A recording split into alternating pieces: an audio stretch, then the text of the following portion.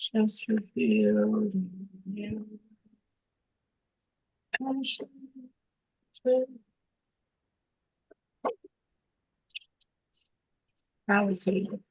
All right.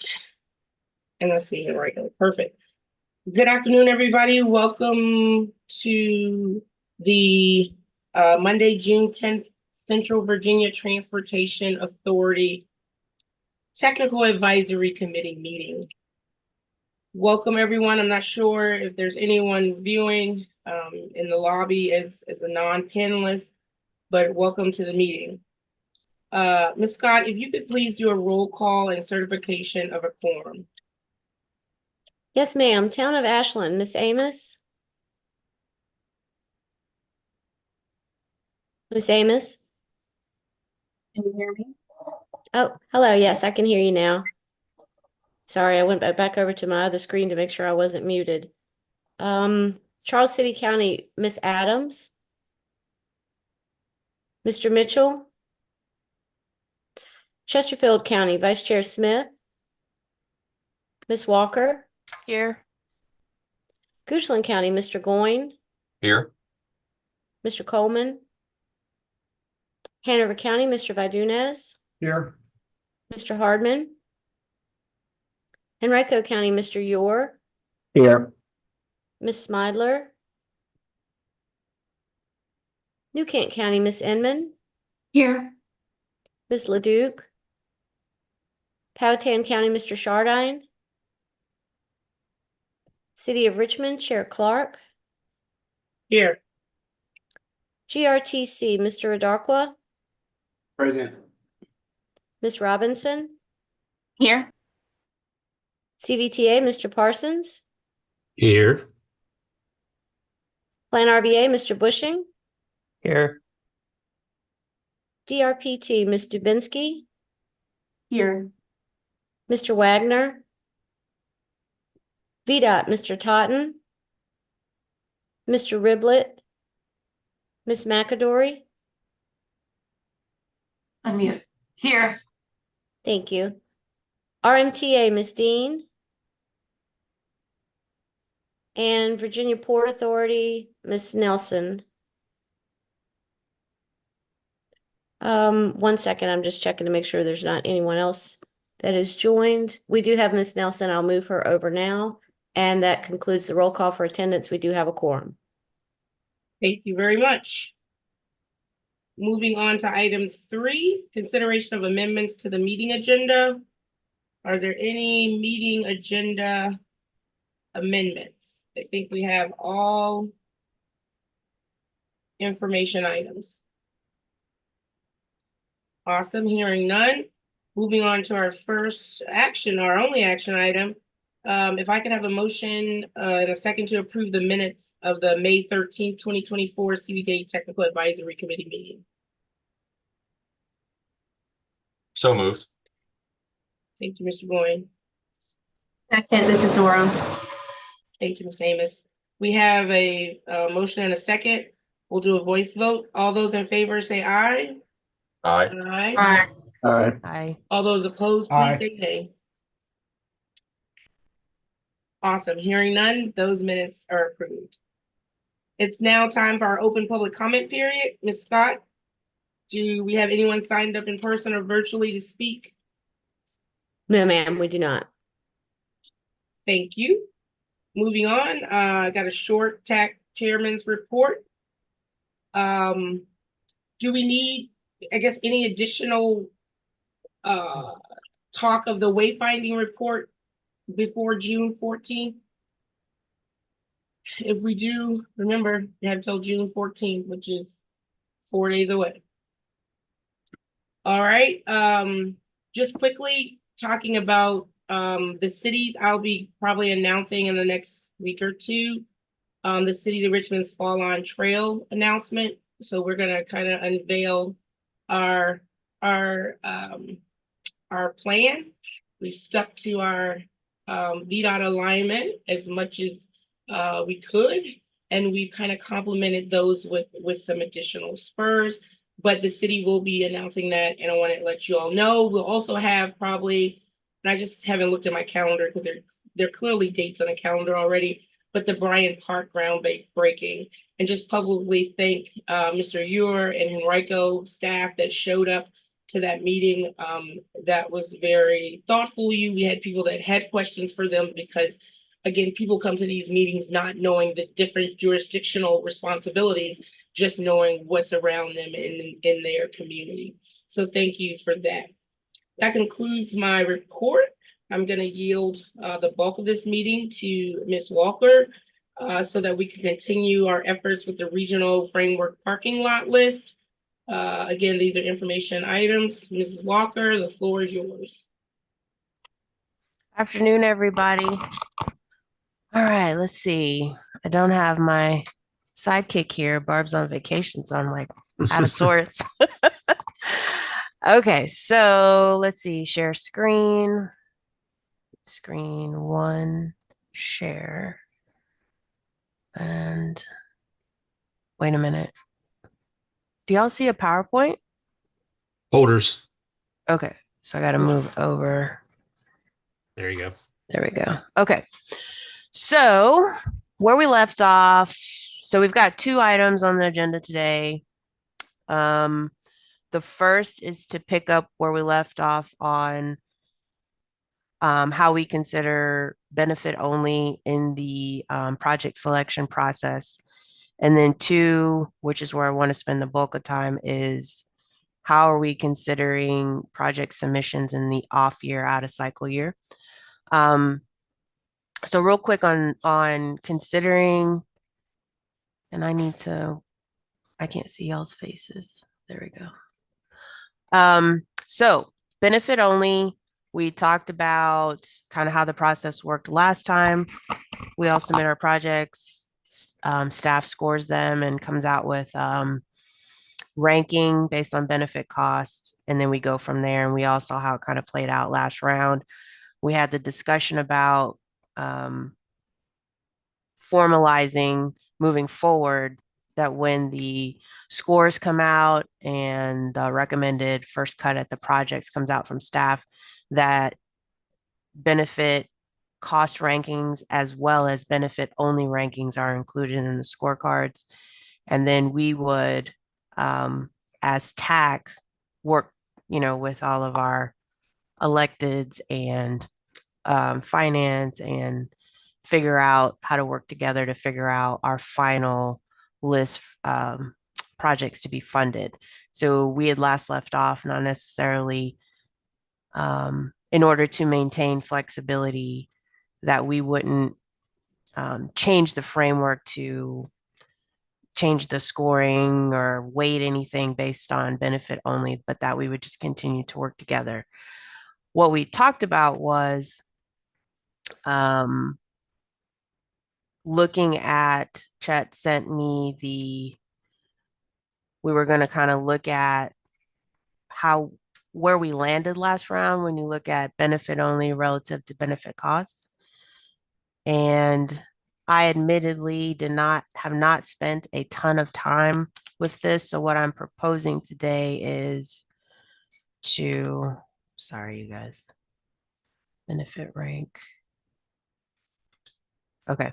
So what I'm proposing is I'm going to tell you what I intend to do to clean up the spreadsheet and then send this out to you guys so you can kind of look through it. But we were going to just see if there were anything anecdotal or correlations that kind of came out from looking at the data of looking at benefit rank only versus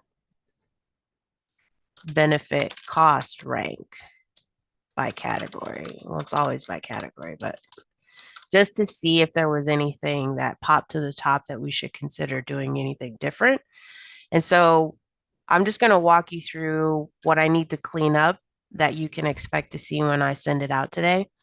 So Chet sent me over the project scores. So here are all the scorecards: bike ped, study, PE only, highway, transit. I'll get to this sheet in a second.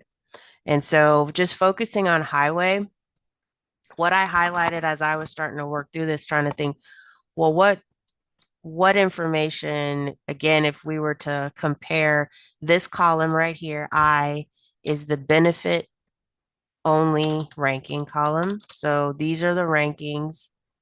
I'm going to zoom in a little bit. So this column, benefit only, these are the rankings if we just were looking at the benefit score, which is the column to the left. And this is just the highway category. This is the column benefit to cost ranking. Again, the benefit divided by this cost here.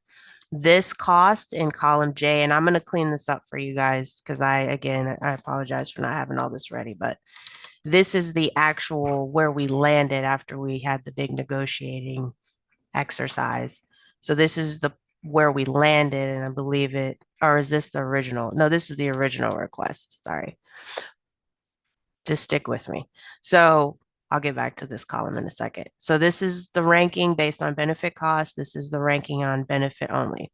The green, and I'll have some notes in here. Let me just work my way down. So red, I said, okay, well, what are the, just for reference, what are the top 10 projects based on benefit only and based on benefit cost rankings? So 1 through 10 is highlighted in red just for a quick top 10 reference. Then I did the same thing. It's sorted right now based on benefit cost ranking. So you can see here 1 through 10 is highlighted red just for a reference point. Green is staff's first iteration of recommendations to us for funding.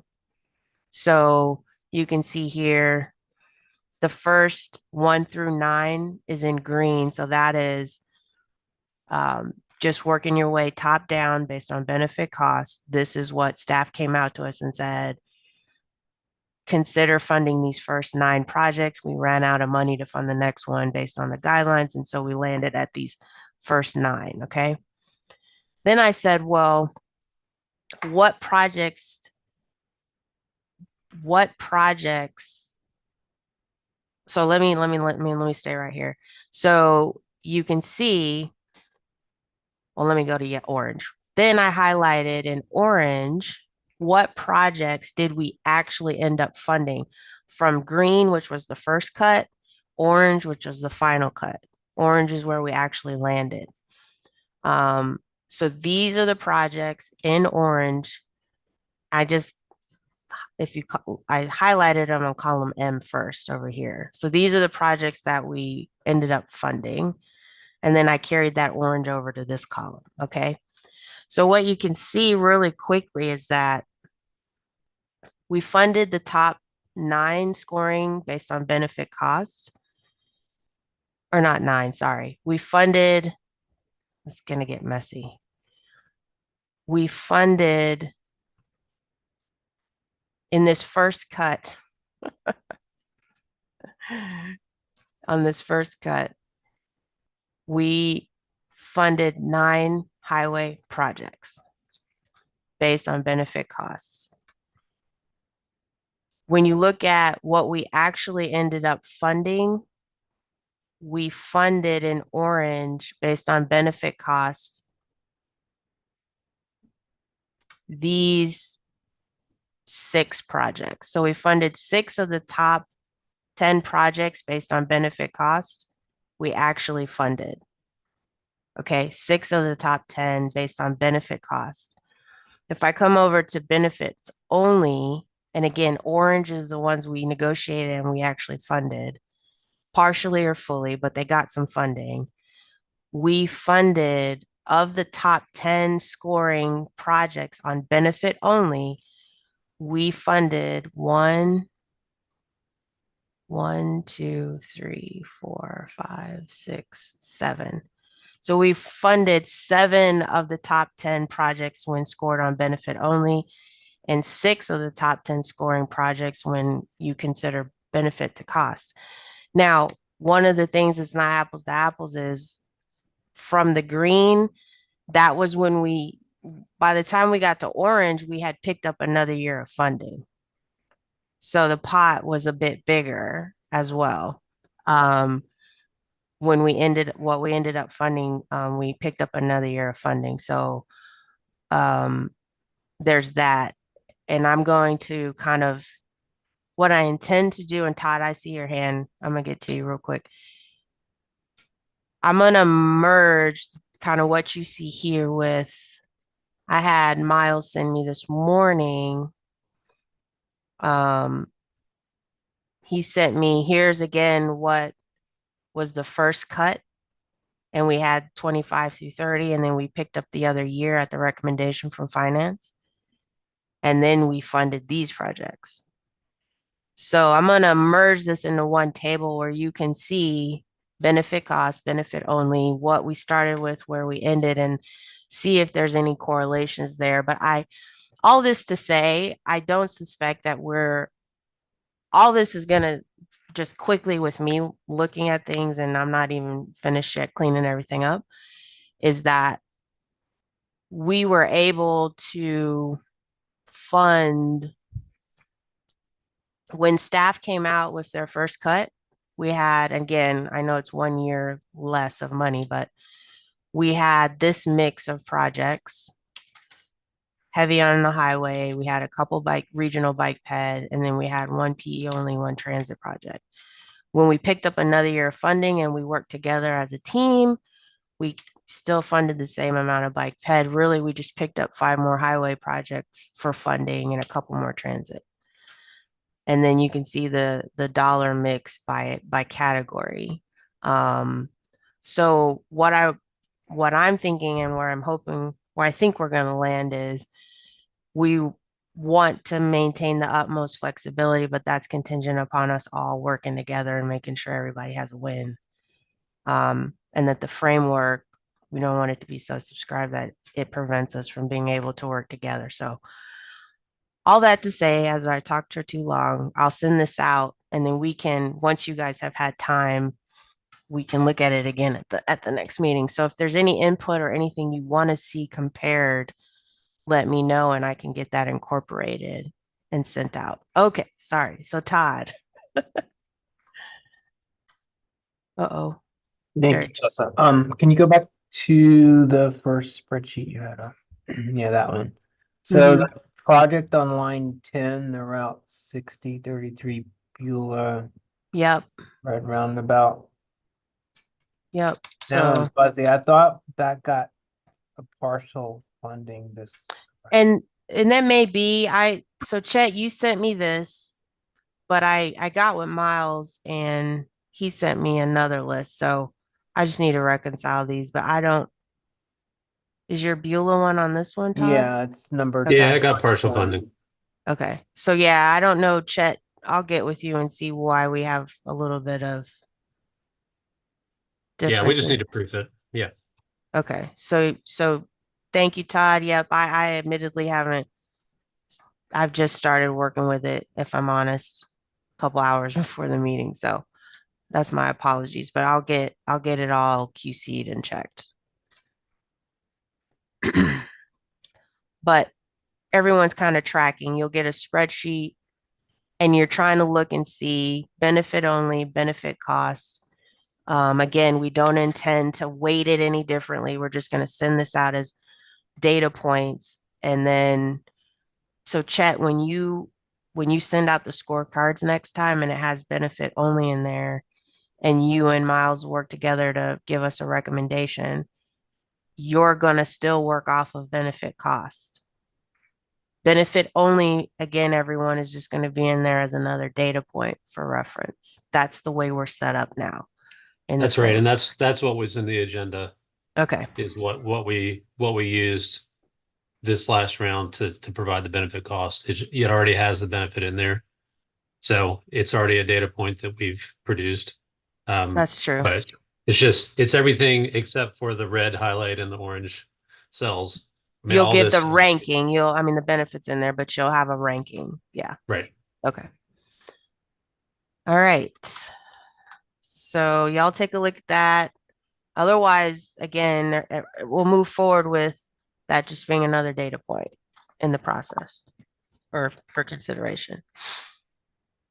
Going once, going twice. Questions, comments? We're handling benefit only the way we should. Okay. So we're going to move on to, we're referring to this as off year existing and new project submissions, how we intend to handle those. So to tee up the topic, the framework right now for project submission says CVTA regional funding will coincide with non-smart scale years. So 2025, we're in smart scale right now. 2025, we will have an intake for new projects. That's the way the framework is written now. On the alternating year, which is 20, like the year we're in now, 24, funding requests for existing projects will be considered. So we went down this path of how are we handling off year, which is this year, correct? How are we handling requests for CVTA regional funds? Chet, do you want to tee that up any better than I did? And I've got the schedules here if you want me to bring that up or. Yeah, I think about it in terms of fiscal year. So we're starting FY25 July 1. So the off year would be fiscal year 25. Oh, well, I don't have but it in yeah. fiscal. But Yeah, that's fine. But that's the same type of thing. That the idea is to not recreate the wheel and do the intake and schedule for existing project revision requests with a very similar schedule to new projects. right. And then to hopefully do a less formal request or intake for those requests than the application cycle that we've used for the new projects. Right. So somewhat of a short Yeah. form. Yeah. Okay. So existing projects opening soon. Sorry, existing a window, this is our schedule, July 1, around the corner. Taking in requests for funding for existing projects. Do we want to talk about that before we talk about new projects? Amy, you want to? Yeah, go ahead. Oh, yeah. Hey, thanks. Hey, So what funding are we going to be programming? so, and Because I don't. yeah, so I don't know if this could even be here. So existing projects, let's see, you can request funding for existing projects off year. Staff checks that the funds are available. So that's Amy's question. What funding are we talking about? Is funding available? Which means you have to review what's programmed. And then, yeah, Chet, do you want to speak to that? Yeah, I mean, that's exactly it. There's probably not much money available. Right. There's going to be a small balance entry potentially for each year that might be available for, additional leveraging or something like that, or additional funds that are requested for a project. That's the bulk of what we're talking about. The other way to do this is, if there is not enough funding available for requests, then any of the members are fully able to, offer up funds that have already been committed to a project potentially to be switched. Was that right, Chester? Or did we not? We were get into throwing that out. Yeah. What do you mean by to be switched? Don't understand. Like if you go ahead. Well, I guess what we discussed last time was, I mean, fundamentally, there isn't going to be really any significant money to program on this schedule, right? So what we talked about was And I thought Chet was going to send out the list of of projects that were on that 2-year cycle, right? That had been awarded funding for the 2-year cycle with, for smart scale, to leverage smart scale, but I don't think I saw that. And then I think we talked about how we would deobligate those funds based on that policy of every 2 years. If you get awarded the funding, then you have it for 2 smart scale rounds. If it doesn't get awarded in the second round of smart scale, then the money would be returned back to the pot, and that money would be freed up to then be reprogrammed for other, or to go through that process, right, of either putting it on existing projects or opening it up for new projects. Yeah, you're okay. Now I'm remembering. Yep. And we talked about the timing of that being that the second year, we wouldn't find out until that second leveraging year would be beginning of next year. That's Right. So, I Yeah. mean, if we're in fiscal year 25 now, I mean, basically in a few weeks, right? Then we're not going to know what projects, if they were resubmitted, I think we need to know that. Did the applicants that had the money on the second year resubmittal, did they resubmit? Did they submit those as their smart scale Mhm. projects again? Yeah. So that's number one. And I thought, Chet, you guys were keeping track of all that. And then if not, and if they did submit them, then we have to wait, until next spring, basically, before we know what's actually being awarded, and approved through CTB. So that's where the sort of the lag. Now, if there's a little bit of money left over or whatever that's available to program, like Chet saying, okay, fine, but tell us what that amount is and if that's significant, or should that go in a reserve, because I think we took money out of your reserve, that I think you were expecting to have, Chet, when we added that additional year, or we might have gone ahead and programmed that, what you were thinking as your reserve in this last round. So do you want to keep that small amount of money in your reserve pot, right? So those are, I guess, questions. Thank you, I would Amy. And Chessa, we'll take over now. Yep. Thank you. Mhm. What I'm hearing is that, and what I know, I think, is that we're not ready. We can't even conceptually get to this point because so much stuff is going on. So, Chessa, if you could either by email or all of us just take a look at the existing language. So I think the existing language is not filled out, beefed up. So we can, if you could send out that existing language that exists in the draft we currently have,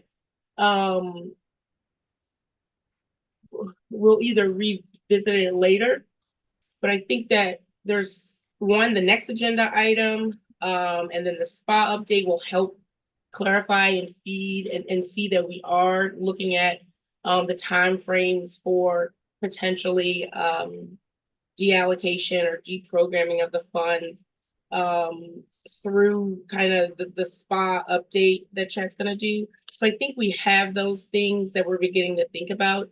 And so we'll at least leave this until our next meeting, if not even two, to come back to, if we don't mind. I only say that in that, and I know we want to wrap up because we do have, and that's why I'm saying send out the exact language right now to see if we could wrap up this review period, leaving that language there, knowing we have to go back to it and really when we have money, it's something to talk about. Yeah. But Amy? Okay, just one. So Chet, would you be able to send out that list and just sort of the status, like historically, what was funded? Your agenda. understand I this- think it's in the agenda, Amy. Agenda Okay, item sorry. 9. Okay, thank you. So with that, let me, if I could, I think I can. I'm gonna move item 9 up one. So let's do a quick SPA status update, Mr. Parsons, and then we'll do item 8. Okay. Thank you, Madam Chair. Yeah, I mean, there's a lot of moving parts right now where the timing for existing project requests is really tight if we're going to use the schedule that we've set out. So I think we need to have some hard conversations over the next few weeks. The item 9 is in the agenda packet. It is labeled as spa status update. What you'll see there is a sheet of all of the existing funding commitments and where each of those stands. They are sorted. If you look at the CVTA funds column by the different colors, those are the different funding categories: bike ped, highway, bridge, PE, and transit. The table does show what the latest estimate was for the project, the CVTA funds that have been committed, other sources of funds, the balance remaining, and then the last 5 columns in that spreadsheet. The 5th column is whether or not a SPA exists, which means it has been initiated. The status of the approval is the next column. Most of those are fully executed at this time, and we know that there are some additional ones that are being developed right now. If there are any leverage funds, if this is leverage fund, then that is shown in the 3rd column.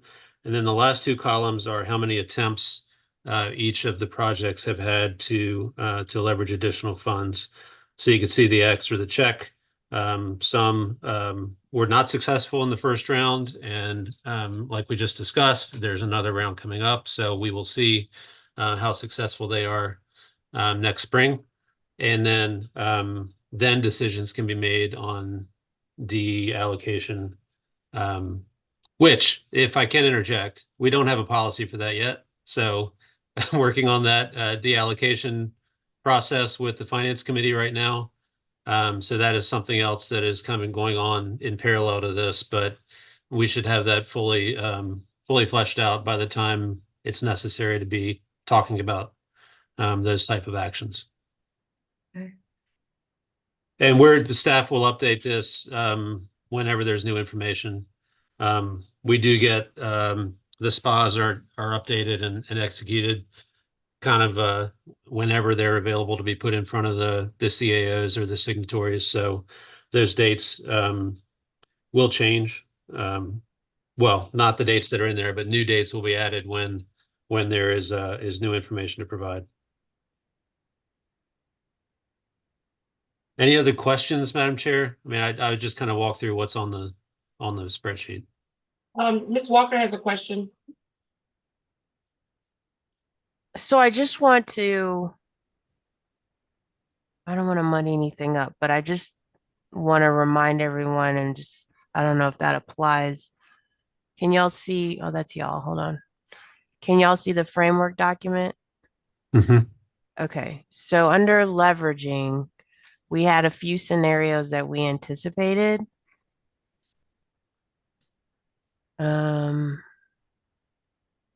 This one right here. Mm-hmm. So, and I'm thinking of this because on what Chet just showed us on the status in the packet, we have a project, Hull Street widening, where we this last round, what we just did, we requested additional leveraging.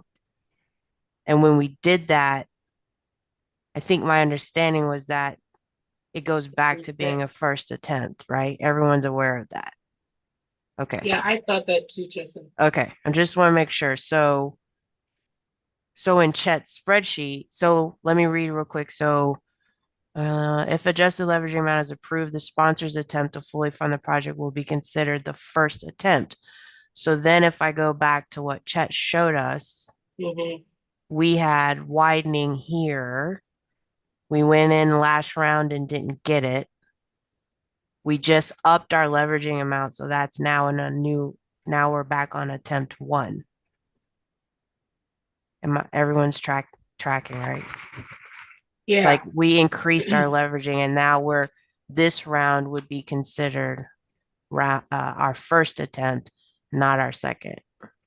So Chet, maybe we need, I don't know if there's maybe a column that kind of says that in regard to go back to the What do you Yeah, want? the I know guidance.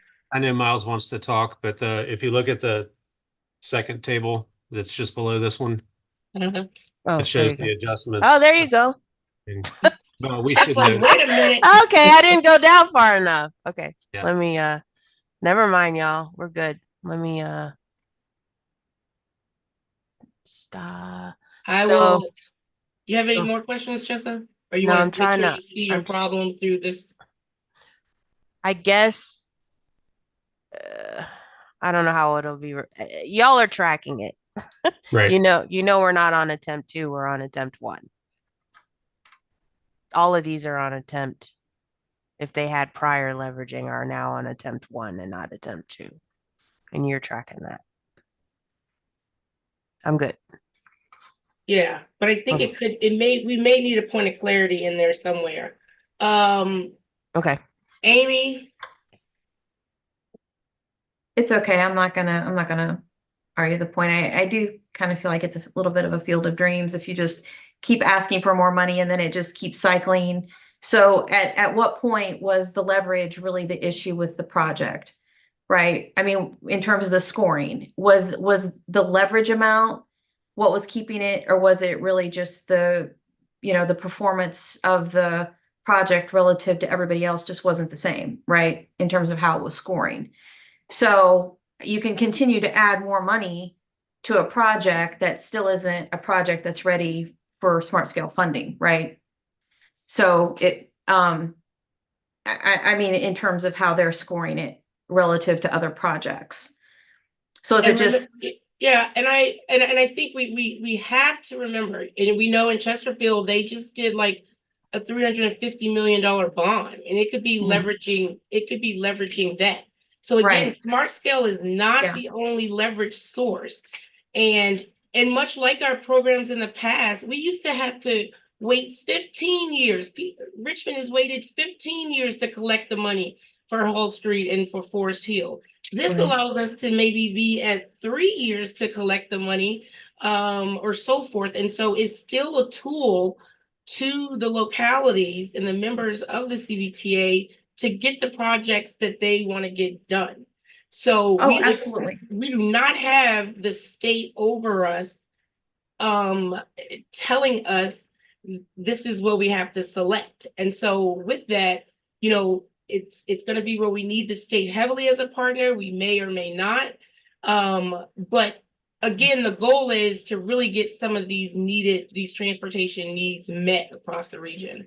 Okay. And we're just really and trying if to I may- strategize and leave as much flexibility because it is a new dedicated funding source. And it's not solely to match smart scale, but to get stuff done in the localities that we all represent. Okay, and if I may just respond to that, I completely understand that, but then we need to be specific about what it's leveraging. If it isn't smart scale, then what is it leveraging? Or is it a part of a bigger package, right? So that it's clear. If the framework is going to have it is such that it's a leverage, then we need to be clear about what it's leveraging. To me, it was sort of inferred that it was leveraging smart scale, and I think it maybe even said that at one point. I understand there's a broader category, but maybe we just need to be specific. If it's leveraging federal funds, that has a different cycle, a different meaning than if it is leveraging smart scale or some other kind of funding. So we can't micromanage, Amy. okay. I can't tell another locality, hey, leverage it, tell me what you're going to leverage it, you can't use it for that next pot. I mean, if they have it and it can get leveraged, then let them leverage it so that we can get more bang for our buck out of the CVTA. But I don't know if how detailing it that little. I think it does keep away pipe dreams and it keeps away overcost runs. I completely see the benefit of what you're describing. And I'm just saying that in its infancy, it's going to get there. We went from Smart Scale 1 applications that were 500 times easier than if you try to do a smart scale application today. And it's going to be evolution. So I think that it's going to evolve to what fits exactly the region perfectly. But, Okay. We're just. And I feel like that's what this process is doing. So, we're uncovering, we're revealing that there are more than one program that this money is leveraging. So if that's the case, that's fine. But identify what the money, I mean, the locality should know what funding they're going after, right? So I feel like that's what this process is doing, is it's refining and it's uncovering that it's more than just smart scale, which is great. So then identify it in the framework document that that's what this is doing, and this is how that's going to be managed. If it's back at the locality and they have so many years or whatever to use that money for leverage of whatever program they want to, then fine. Maybe that allows the flexibility for that to happen, right? So maybe it's not just, one, maybe it's a number of years that they have that money available, right? So I hear what you're saying in terms of the flexibility. I'm just trying to get to a point of where we can manage it and be able to articulate to the public when they ask, what does this mean? We can say, it's not just, well, we're not going to micromanage and it's, and it's fluid. Well, that's what this process is trying to do, is keep up with that fluidity and to manage the program. Thank you. Thank you. Ms. Walker? Oh, yeah, I was just gonna comment that, well, a lot of our projects, I'm just talking about Chesterfield, if you want to call them pipe dreams because they're expensive, but they're never gonna compete well these really large projects that we have in smart scale. So we got to try to buy them down and like Dorona said, bang for your buck. The upside is if it's a loser project, but it's a priority and something we got to get done, but for cost, it's gonna probably not do well in smart scale, then we're gonna come to the authority and say fund the whole thing. Or we can keep trying to, because every round, like Miles did that one post smart scale analysis and said, oh, if you bought down your project below 15 million or 20 million, you might have been successful. So we're upping it this round for a little more in hopes that we, can eat into that cost sum. But if we're not, the downside is we're holding up a couple of $1,000,000 by continuing to change our leveraging amount.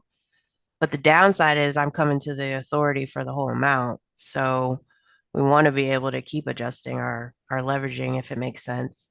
So just some thoughts. Thank you. And I thank again everybody for, this is what this process is for. And we definitely respect and love everybody's input because, we're laying the foundation for this. And, it's our hard work and our commitment. And I thank everybody. Amy, she, keeps me and everybody on our toes because I think, she's definitely has an approach that is really mindful of being able to have dollars available and not tying those up. So I hope that everybody understands that,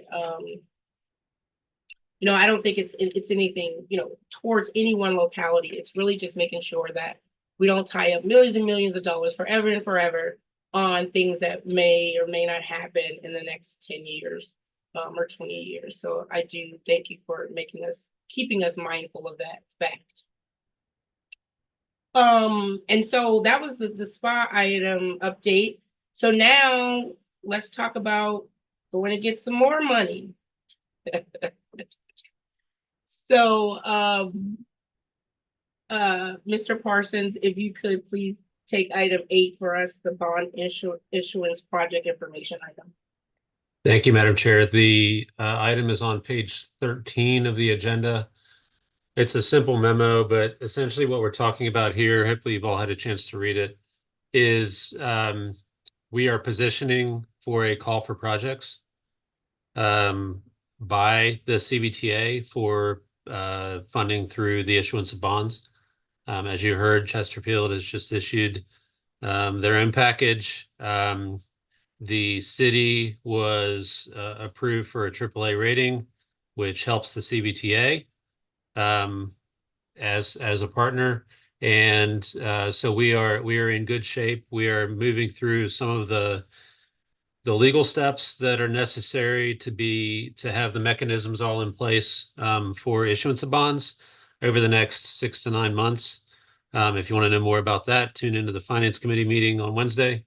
Tomorrow. But essentially what we are doing now is, sorry. No, I was off. I said tomorrow, but I forgot today is Monday. I've just had a Okay. busy day that's felt like 2 days already. So sorry. Yes. So what the goal today was is to just provide some information about some of the criteria that we may want to consider for a call for projects. And I'll draw your attention to the 4 items in the middle of the memo. This financing method is not an annual or biannual process like local or regional funding. We don't know when the next time would be that a bond would be issued or the amounts. That's up for consideration. But the projects that could be funded with these types of funds should possess high regional value and benefit, be sufficiently high in cost to make other local and regional financing difficult, be shovel ready with completed preliminary engineering, and to meet the minimum criteria set forth in the framework. So essentially big projects are what we want to use bond financing to advance. And we've had plenty of those types of projects in the first 4 years of the CVTA. So I think that is a reasonable request. And obviously the amounts and the language are up for discussion. That's why you all are here as the experts around the table. And then what we did was just pull some of the information that has been included in the regional project applications in the past as a starting point for the types of information that might be beneficial for a bond package. We can certainly fine tune that over time once we know more from bond counsel and our financial advisors in terms of what the market is looking for, project information wise, and what would be helpful or hurtful or not necessary for consideration when we put a final package together. As I said, there's no action requested today. There's really no discussion if that's not a desire, Madam Chair. But this is something to just kind of get thinking about what that call package might look like and how we might start to position some of the big needs of the region into this additional tool for getting things funded. All right, thanks, Chet. We have bunches of hands, and I just want to get a point of clarity for myself. Because I think before the agenda, like this is the first time seeing it, but how are you doing this with the finance committee tomorrow? Are you introducing this as well? I mean, Wednesday? No, this is just for TAC discussion right now. Okay. The idea was to start thinking about types of projects and the technical components that might make up the list. The finance committee is doing their due diligence on some other items that are on the legal side of making sure we're able to do it. Okay, so I think today's ask probably is going to be, I know from Richmond is looking at those 4 items. Not sure what others going to say, but the PE preliminary is always going to be sticky. But I will start this. Mr. Vidunas has his hand up first. Thank you, Madam Chair. I presume that our CVTA regional guidelines would apply in this case, including wildcard. Is that correct? Good question, Joe. I guess at this time, yes. I think ultimately the goal is to have some really strong projects on the list that the market would find favorable. So if a wildcard project meets that criteria, then yeah, sure. I mean, that could change. It's up to you all. Yeah, no, just one editorial on that. So understood and don't disagree. Just as for example, like our Route 33 corridor is highlighted in our comp plan for economic development, but it doesn't meet the standard criteria that we've established. But it would be a $40 to $50 million widening project supporting economic development zone that would be the type of project I would be thinking about in terms of a wild card, not a roundabout at a rural intersection. That's it. Thank you. All right, Chessa. I'll just throw out there that I'm sure we'll probably need to have some discussion on how we define preliminary engineering completed. Because you can, I know, I'm like, that's what my thing too. I'm like, yeah, can we say in progress? we won't bog down this meeting with that, but that'll probably need to be discussed. All right, two for that. Austin? Yeah, that was going to be one of my immediate comments is what's the definition of that? Because I've got, much like Joe, a 40 plus, maybe even 50 plus $1 million economic development project that we've submitted with the wish list that was several months ago. All we've done is a feasibility study, but we'd sure like it to be included. I don't disagree with having some yes or no question if PE's been done or active or anything like that as a part of an application, but just want to define kind of what that is. Thank you. Mr. Ure?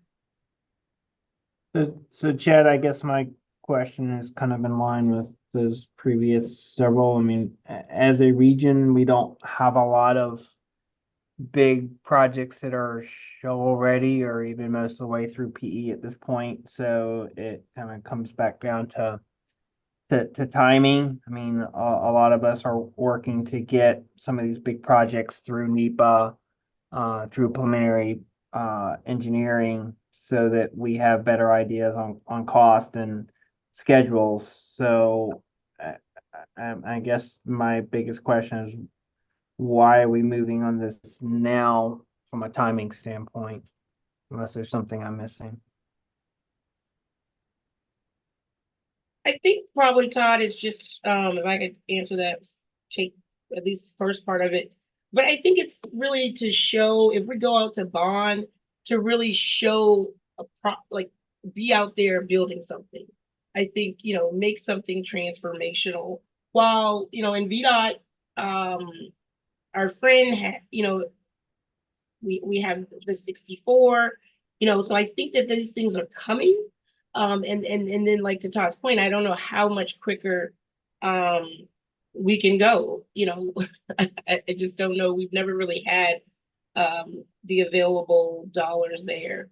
And then that when Austin talked about the wish list, Chad, I did want us to and it may be that you take a first stab out of your own criteria on the wish list that we have, like what would come out of that.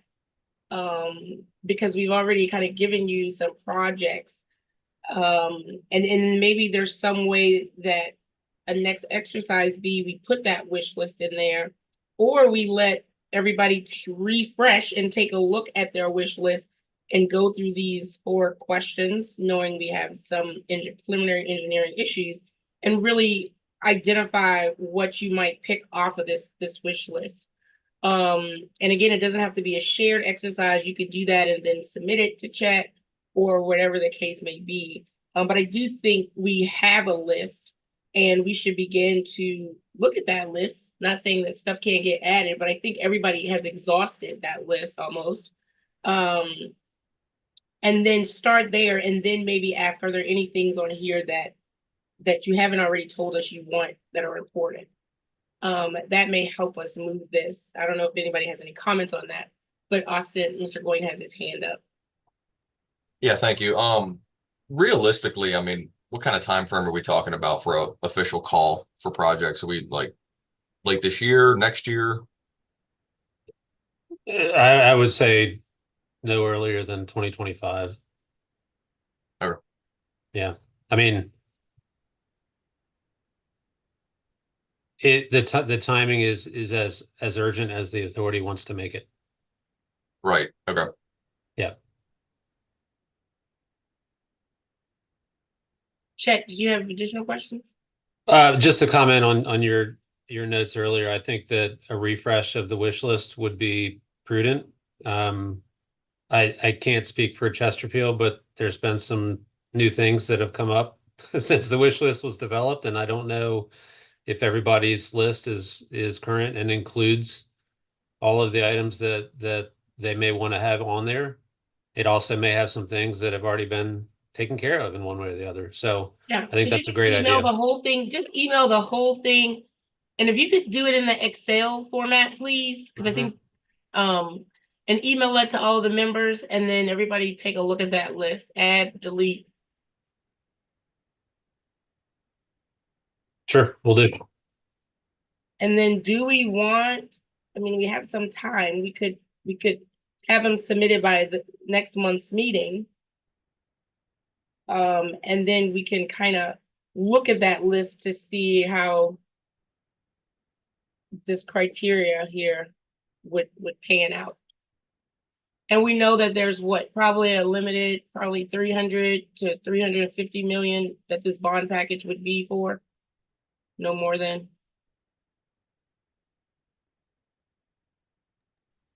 I think the amount being discussed right now is about 300. Okay, thank you.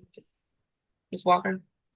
Yeah, I would just agree that the exercise that Dirona's asking us to do could help with Todd's point of maybe we do this and we have our wish list and we go through those 4 bullets and we find out that we don't have as many projects ready to go, or we do, and maybe that informs when they pull the trigger on the bond. Maybe it's another year out, or maybe we're ready and we have enough to deliver a couple $100 million. So And that I could, think that would be good for the authority right. to know. Mm-hmm. Amy? Okay, thank you. So Chet, is there like a sweet spot in terms of, how big of a bond? I mean, would it be advantageous to go out for smaller bonds, or is the 300 million sort of what localities would, or an entity of this sort would actually go out for? I think Yeah, I that's think the that's top. That's the top. That's on of the high end. So would we That- be yeah, more that's- successful in tiering it and starting with, sort of a couple of projects? And then, I mean, would there be different strategies that we might want to take that would make our, our success rate of being able to issue the bonds I don't think more likely? I don't think the question is about the success rate. Mhm. I think the coverage and everything that's been discussed so far has been very conservative. So Okay. 300 is absolutely doable, based on the feedback that we've gotten. So I think anything up to that amount would all be reviewed the same way. Okay. But that'll become more clear over the next 6 months or so, I think. Okay. Thank you. Well, thank you, Chet, for putting this together. I think that it at least shows that we are thinking about it. And I'll report on it Wednesday that we're following directions. And then what some of our next steps will be with this, which will be looking at the wish list of some of these preliminary criteria developed by the ED, and we'll go from there. We're going to move on to item 10, fall line updates. Hey, Dirona, did you give us a deadline or no? So I think I said so Chet sends out the agenda 1 week, and I don't think that it necessarily has to be included in the agenda, but typically, it won't have to be. So I think that even if the same day, well, Chet needs to take a look at it. So Chet, what do you want for your next? Are you everybody here in July, or is that folks' vacation? I can't say July. So our July meeting is on the 8th of July. 1 week is July 1st. Do you need Madam more Chair, I'm actually on vacation. I knew someone was going to be on vacation.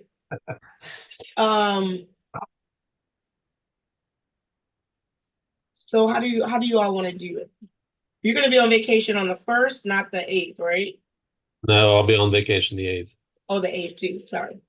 Could we just push this to the August meeting and say have it ready for then? Sure. I think that would be fine timing wise. Yeah. But how much time do you need to take a look at it well, we got to get it back to you. So let's still submit it to Chet by, I don't know, July 15th, no later than the day of the August meeting.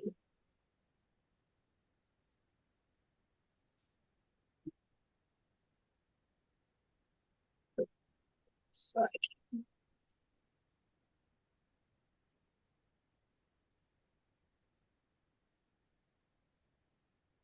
all right, July 15th to discuss at August meeting.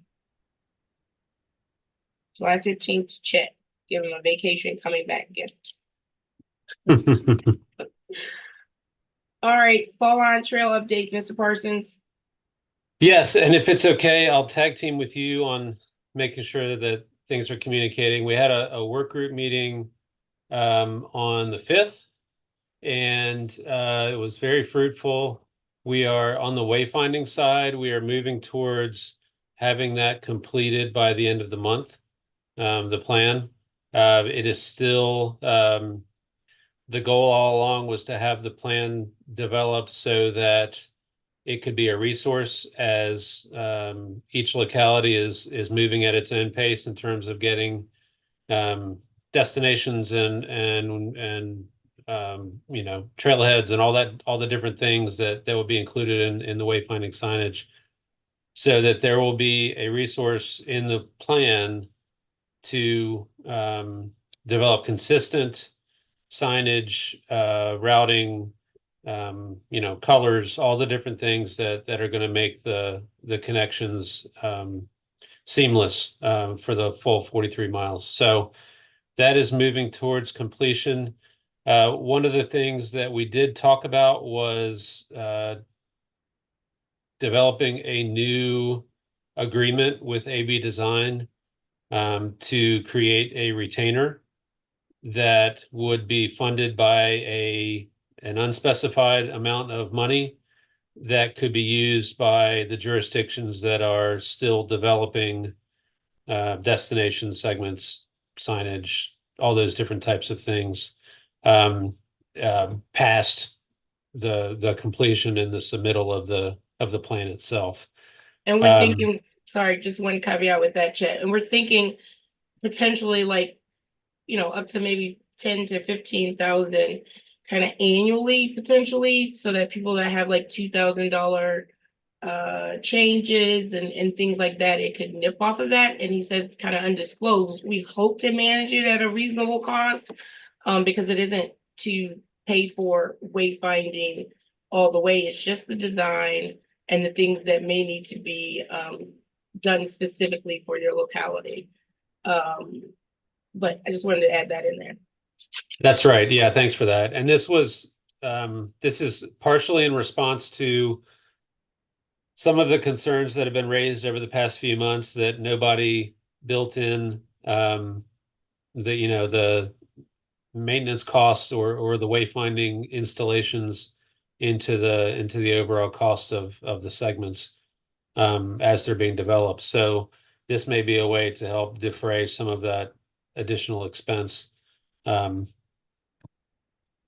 As far as it's gone so far, it's been a concept from the work group. So the idea was to bring it to the TAC to see what you all thought, and then if there was enough momentum to possibly develop a recommendation. But I think that's where we are with the wayfinding plan. So do you want me to stop there, Madam Chair, and see what people think? Yeah, do we have any questions on that? Again, that's on the AB Design, thinking about getting a retainer, just so when people have some design changes or need help implementing that, that money can be available to them. And I know, Chet, before so I guess we can leeway right into the funding. We're going to talk about the additional Yeah. state funding. Yes. So thanks to the good work of sports backers and our delegation from Henrico and Chesterfield counties, the final budget bill included an additional $7.5 million to be committed to development of the fall line. That is state money, and we are obviously thrilled about having that money available. The discussion now is the CVTA ready to make a recommendation? And I strongly suggest that we do in terms of our best ideas on how to commit that funding, so that I can in turn go back to our CTB representative, who is very interested in helping us out, by the way, and give him some advice from the CVTA on like our, top three or whatever we want to end up with uses for application of that 7.5 million. I think the one caveat that I will say I'm aware of from VDOT is that obviously the General Assembly would love to see this go towards implementation, being built, possibly something that is tangible that could show that the commitment of this additional funding is able to be used immediately to help something come out of the ground. That hasn't been stated specifically, but I think that would obviously be a win-win for everybody if we were able to make that kind of recommendation. Yeah, and just there were from the fall line working group asking like ways to use the money to for leveraging of some of the segments, for wayfinding, grade separation to all the way, implementation or construction. So those were some of the things that came from the fall line working group meeting. Mr. Ewer? Thank you, Madam Chair. And we to your point, Dorona, we did cover some of this at the following working group, but for those that weren't on there, I think wayfinding is currently unfunded other than that initial work that's wrapping up. But that I think if we do carve out a relatively small amount of that 7.5 million to cover wayfinding, that does benefit all the localities that are in the fall line, including the two that are outside the CVTA. So I think that's I think pretty good use of statewide money. And I don't know what the final budget was, but it's a very small amount of that 7.5 million. So I think that solves that wayfinding funding challenge that we've all been wrestling with. And to the point of getting stuff built, I mean, some of the wayfinding signage will be ready to be installed on, on the Henrico sections and Hanover section within the next year. So while that's a small piece of it, it's certainly showing progress. And then certainly the rest of the money out of that pot could be used for leveraging other phases and some of the other suggestions we've talked about.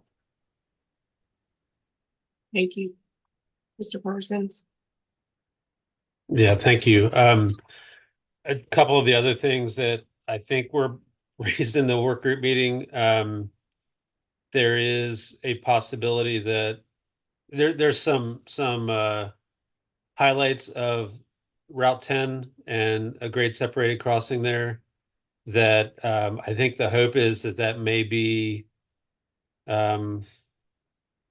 included in some form or fashion with the design build project, depending on how the packages are structured and submitted. So that could be a need to look at, to provide some safety improvements there with the current design. And then there may be other segments that are still waiting for additional funding that may be a good place for this additional money to land. I'm not opposed to Todd's idea of setting aside a portion of this, recommending a portion of this for the completion of the wayfinding budget. And we have that number. I just don't have it in front of me, so I can get back to you all on what that carve out might be. Yeah, I think that would be good. So one of the things, TAC members, that I wanted to do is we had two items. It was one, the 7.5 million, like how do we do that? I wanted to really pull that out of the fall line working group to this side of the group that really manages dollars and decision making. So yes, we do need to get a structure on how, and quickly, we don't have a lot of time, on how we can make up a programming plan for this $7.5 million. Along with that, we need to also, another bowling item that is, I've bowled, the pimple has popped up into TAC, is the long-term management. I didn't like having, you know, nonprofits fighting over vying, I like my word, vying over ownership of it. And so we really need to take a look. So it's going to be our homework. Chet's going to send out the research paper, white paper that Phil Riggin did in regard to look at these long-term management options, how it could work out. And then we're going to have it back on the agenda for next month. So if you could make sure that's on there, Chet, for the TAC, because I really want us to really get a recommendation to the authority on the structure, and maybe not picking, let them pick, or however the case may be. We could recommend, but we really need to get a hold of it. I know the Fall On Trail website, I can remember back when we developed ours, I think most of us relied on the Sports Backers website to make that initial landing page on our website. But now, as we've become, you know, things are becoming realer, you know, they're still enhancing their website and so forth. So there's still some control that we need to, I think, establish and recommend to the group to help us move forward. I'm not going to shy away that I think that it's very important that whichever group we choose, I do think we maybe, I don't want to say, but maybe some kind of competitive RFP type of thing to get who would do it. But I think that they have to be creative on the maintenance and how it's maintained. You know, being in Indiana, where do we go? On the bicycles, and really hearing how these endowments and things were keeping the trail maintained really you know, has gotten my brain going as a locality that typically isn't supported by VDOT and maintenance. So I really want to ensure that we have some good component within the plan that somehow allows that entity to address that and assist in really making sure that the trail is maintained uniformly across all the localities. So I can take any input from anybody, but we will send out the long-term management research, and we need to start shaping that into a recommendation to the authority. And so hopefully we can do that over the next 2 meetings to ensure that nobody is getting ahead of themselves, and we've got a clear, defined vision forward for at least helping to assist and manage the Fall On Trail. Because like the authority said, just because we've given it all this money, we're not really trying to do every single thing for the project. And so we need to get ready to hand it over in some shape or form so that we can use that entity to grow potentially endowments to help us keep this trail going for years and years and years to come. Anyone have any comments on that? All right, I know it's Monday morning. Well, afternoon, I'm sorry. Amy, there you go. Again, thank you. Well, I just want to say, I think that's great. But I do think we do have a great example with the Capitol Trail. I mean, I understand the dynamics that are going on with that, but they do an outstanding job. Right. I mean, I rode 114 miles on the Capitol Trail last weekend, all right, to Williamsburg and back. So I will tell you that it is maintained so well that if we can have that as our standard, I think it would go well for the Fall Line Trail. And I think it's been a really great partnership with VDOT and, you know, the Capitol Trail Foundation and the localities. And just by the way the trail has been maintained, both on the actual facility The paving of it is just really great, except for one section has a lot of tree ruts in it, but it still is, even with that, it's really great. But it's clean. The way they do their volunteer work is just outstanding. People go out and pick up the trash. They're always there, and there's just no litter. Anyway, I just want to make sure that people know how much of an asset that is. And I know there's the Indianapolis, cultural trail. There's other examples throughout the country that work well, but we have one right here. And I just think that needs to not go unnoticed. I know it isn't, but I had to say it because it's just such a wonderful, wonderful asset for Richmond and the Hampton Roads area and the entire Commonwealth of Virginia. Thank you. And I know you have many people that echo that. That echoes that. Any other comments on that? All right, then. Let me make sure I'm on the right agenda. Any CVTA TAC member comments? Item 11. We've all talked our way. Next meeting, July 8th. I guess we're going to hold that without chat. I'll see what I can do. All right, Mr. Ewer. So Chad, do you anticipate any action items that are going to be needed, that are time critical for the July meeting? No, well, I think there needs to be some serious discussion about whether we're going to have July existing project requests.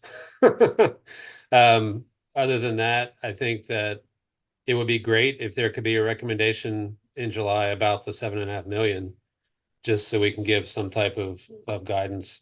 But if not, then that's that. So, oh, sorry, go. Oh, you. Okay. Are you done? I was just going to ask, who does the guidance need to go to for the 7.5? Is that to the CTP member? Well, I think that the start would be, that's a great question. I think the start would be, if the TAC came up with a recommendation, we would want it to go to the full authority, in August. But we also, I could communicate that directly to the CTP member following the TAC meeting. And since there's funding involved, even though it's not directly CVTA funding, is it something that also should be considered at Finance Committee? Yes, I think so. I mean, in terms of projects and uses for it, I'm not sure how much Finance Committee would be interested, but obviously, yes, with the funding commitment, they should be clued in as well. Yeah. Yeah, because I think they're going to have a lot to say, especially with the wayfinding. I mean, I think they're going to be at least supportive of that. And so, having the full finance and the full body, TAC finance and full body, I think will still say a lot about whatever list we come out with. So backing back into my original question, then if there's a need and desire from a timing standpoint to get feedback from TAC to take that to finance to the full authority and have that start in the July timeframe, then I'm good with the July meeting. If timing is not as critical, then we can certainly push it off a month. Yeah, so you're saying before July 8th, because yeah, it'll be between now, so about 25 days, we would not meet unless we want to meet to discuss how to do the 7.5 million if we're going to discuss it at our July meeting. Or again, we can take that July meeting and commit it to going through the 7.5 million and figuring it out, and we just do it that way. I think 7.5 million we can get done in maybe 40 minutes. Maybe. It's not as much as the other round, so it can't take us so long. but I think we've kind of gotten some ideas. I think we need to talk to VDOT. I know VDOT's on. VDOT, you don't have any desires for this money, do you? Just trying to make sure. I don't want to have our recommendation and VDOT's like, hey, I need this and I need this. You mean for the DB2 or No, just for there's a $7.5 new. And I'm right? just ensuring that if we come up with a plan, VDOT doesn't have a supplement plan. We would rather all come in on singing the same music. That was a Oh. no, Dirona, when she had to ask. That meant Yeah, that meant no. What it means is I've not heard of us needing any more money. So because we're only doing DB1 and 2. So Okay, so as long as you're good, okay. No cost overruns, nothing I don't want, any I mean, interruptions. we haven't advertised DB2. We put out the RFQ. Oh, look now, still. But y'all have some leftover money, right? I can't answer that right off the top of my head. Is that Liz been an attorney on here today? And that's fine. I did want to provide an opportunity. But I do implore you to participate in the discussion of that and so that we definitely can Sure. To be fair. Thank you. You're welcome. Chet? So just one other wrinkle on timing. The original schedule was for the CVTA to have its organizational meeting on July 12th. That is not going to happen because of conflicts with some of the elected officials. So that meeting is now going to be in the middle of August, which we were not supposed to have an August meeting. Janice is going to be sending out that meeting information hopefully soon.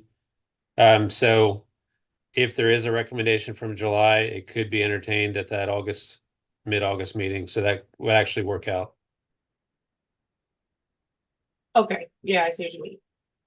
Yeah, because we may actually have 2 meetings before then. Right. Okay, so we will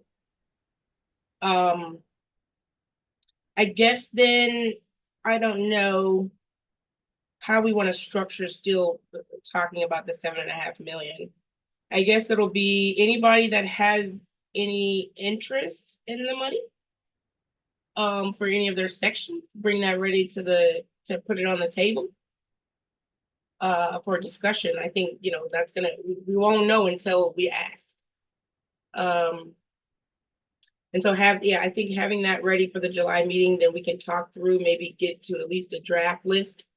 And if we need any more additional time, we'll have the early August meeting to complete that as it would go to them in mid-August, the full body, not forgetting about the finance, which when is finance meeting? They don't meet in August? No, they will. At least the plan is, let's see. The 14th. Okay, yeah, I don't see it. August 14th? Mm-hmm. All right, I don't see it on my calendar. I'm not sure if the invitations have been sent out, but it's on the approved meeting schedule. Okay.